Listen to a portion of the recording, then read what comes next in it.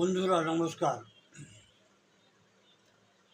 আশা করছি আপনারা ভালো আছেন এবং ভালো থাকবেন। আজকে যে আমাদের বিষয় আছে সেই বিষয়টা হচ্ছে অন্য নারীর ইনফরমেশন, যাকে মেডিকেল ল্যাঙ্গুয়েজে ওইসোফেগাইটিস বলা হয়।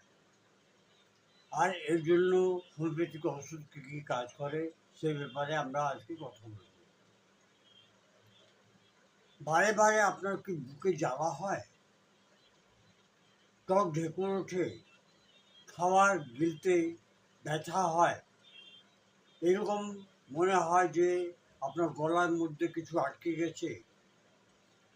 যদি এরকম সমস্যা হয়ে থাকে তাহলে এটা গ্যাস কিংবা অ্যাসিডিটি বুঝে এটা এড়িয়ে যাবেন না। এটা ওইসোফেগাইটিস অন্য নালিকার ইনফরমেশন হতে পারে। ওইসোফেগাইটিসটা কি?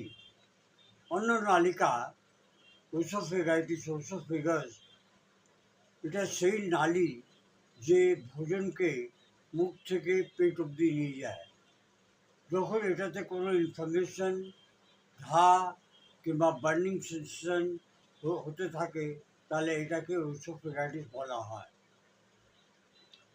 অন্য নালিকার সংকোচন, স্ট্রিকচার আর গিলতে গভীর অসুবিধার কারণ হতে পারে। বারে বারে অ্যাসিড রিফ্লেক্স, জিআরডি, খুব মশলা খাওয়া, খুব অ্যাসিডিটি সম্পূর্ণ ভোজন করা, ধূম্রপান কিংবা মদ খাওয়া, কিছু ওষুধের রিয়েকশন হতে পারে, ফাঙ্গাল কিংবা ভাইরাল সংক্রমণ হতে পারে, স্নোফিলিক ওইসোফেগাইটিস হতে পারে, এবং মোটা থুলথুলে লোকের রাত্রিবেলা ভোজন দেরি করে খাওয়া, ডিনারটা রাত্রিবেলা দেরি করে খাওয়া। লক্ষণটা হচ্ছে বুকে জ্বালা, হার্ট বার্ন, বুকে জ্বালা, খাওয়া গিলতে সময় অসুবিধা হওয়া, টক ঢেকুর, মুখটা টক হয়ে যায়, মুখ থেকে রেগুলার জল আসতে থাকে, ভোজন খাওয়াটা গলার মধ্যে আটকে যায়, বুকের মধ্যে ব্যথা হয়, গলায় খারাশ হয়ে যায়, ফেটে যায়, কিংবা মনে হয় যে আওয়াজ আমার বেরোচ্ছে না, কিংবা আওয়াজ বসে যায়। এটাতে হোমিওপ্যাথিক ওষুধ কী আছে? যদিও হোমিওপ্যাথিক ওষুধ নিজের মন থেকে খাওয়াটা ওষুধের জনক, কিন্তু আপনারা আপনাদের কাছাকাছি হোমিওপ্যাথিক ডাক্তারকে গিয়ে চিকিৎসা করাবার চেষ্টা করবেন কিংবা ওনার কাছে গিয়ে পরামর্শ নেবেন। প্রথম ওষুধই যেটা হচ্ছে রোবিনিয়া, সুডোকেসিয়া, খুব বেশি অ্যাসিডিটি, টক ঢেকুর, টক বমি,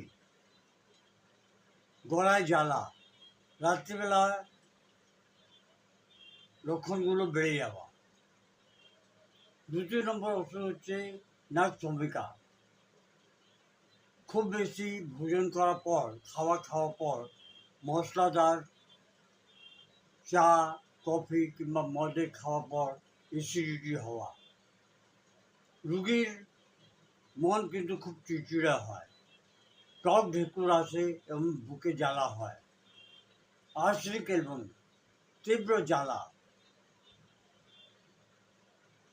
একটু একটু জল খাওয়ার ইচ্ছে, এবং সবসময় পেশেন্ট রেস্টলেস থাকে, ছটফট করে। আইরিস ভার্সিকুলার, পেট থেকে গলা অবধি জ্বালা, টক ঢেকুর, মাইগ্রেনের সঙ্গে অ্যাসিডিটি হওয়ার পর আইরিস ভার্সিকুলার ওষুধ খুব ভালো কাজ করে। কার্বোভেজ, গ্যাস, পেট ফুলে যাওয়া, বারে বারে ঢেকুর আসা, খাওয়ার পর ভার মনে হয়, পেট ভার ভার ভার লাগছে। লাইকোপোডিয়াম একটু খাওয়ার পর পেট ভারী হয়ে যায়, গ্যাসের জন্য পেটটা ফুলে যায়। এই সমস্যাটা সন্ধ্যেবেলা 4টে থেকে 8টা অবধি বেড়ে যায়। এরপর ওষুধি যেটা হচ্ছে ফসফরাস, অন্ন নালিকা মানে ইন্টেস্টাইনে জ্বালা, ঠান্ডা জল খাওয়ার ইচ্ছে, গিলতে গিয়ে ব্যথা হয়, এটা হচ্ছে ফসফরাসের লক্ষণ।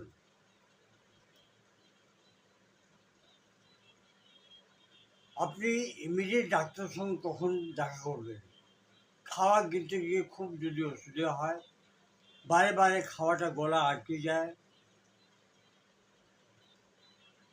মুখ দিয়ে যদি রক্তের বমি যদি হয়, বুকে যদি খুব তেজ ব্যথা হয়, বিনা কারণে ওজন যদি ঘটতে থাকে, কমতে থাকে, যেগুলো যদি বমি কিংবা শরীরে জলের অভাব হতে থাকে, তাহলে ইমিডিয়েট আপনি ডাক্তারের সঙ্গে দেখা করবেন। প্রিভেনশন কি আছে? খাওয়াটা অল্প অল্প খান, মশলাদার কিংবা ভাজা খাওয়া কিংবা টক খাওয়া কম করুন। খাওয়ার পর আপনি খুব তাড়াতাড়ি ঘুমিয়ে পড়বেন না, শুয়ে পড়বেন না। আপনি একটু হাঁটুন, 15 মিনিট, 20 মিনিট, আধ ঘন্টা একটু হাঁটুন। এবং সঙ্গে সঙ্গে মদ এবং সিগারেট থেকে বাঁচুন, খাবেন না। এটাকে অ্যাভয়েড করার চেষ্টা করুন যদি শরীরটা আপনার কাছে বড় থাকে। ওজনটা নিয়ন্ত্রণ করুন, ওজনটাকে কমান এবং পর্যাপ্ত মাত্রায় জল খান। বন্ধুরা, এই ভিডিওটা আমাদের ডেইলি লাইফে খুবই ইম্পর্টেন্ট ভিডিও। এই ভিডিওটাকে বারে বারে শুনবেন। আচ্ছা, ডোজ, মেডিসিনের ডোজ কী হবে? মেডিসিনটা আপনি 6 কিংবা 12 পরিস্থিতি নেবেন এবং 2 ফোঁটা দিনে 2 থেকে 3 বার আপনি নিন। কিংবা আপনি একটা কাজ করতে পারেন, 2 ফোঁটা হাফ লিটার জলের মধ্যে ফেলে তাকে 70 থেকে 80 বার ঠুকে দিন এবং সেই জলটাকে ঠুকার পর 1 ঘোঁট সকালবেলা খালি পেট, দুপুরবেলা খাওয়ার আগে, সন্ধ্যেবেলা যদি টিফিন করেন তার আগে, রাত্রিবেলা খাওয়ার আগে এবং শোয়ার আগে সেই জলটাকে শেষ করে দিয়ে শুয়ে পড়ুন। পরের দিন সেম প্রসেসে আপনি ওষুধটা তৈরি করবেন। হাফ লিটারে ফেলে দিয়ে 2 ফোঁটা আপনি সেম প্রসেসে আপনি তৈরি করবেন। আশা করছি বন্ধুরা আপনার ভিডিওটাকে লাইক করবেন, শেয়ার করবেন এবং সাবস্ক্রাইব করবেন। ধন্যবাদ। Long live homeopathy, long live Hahnemann.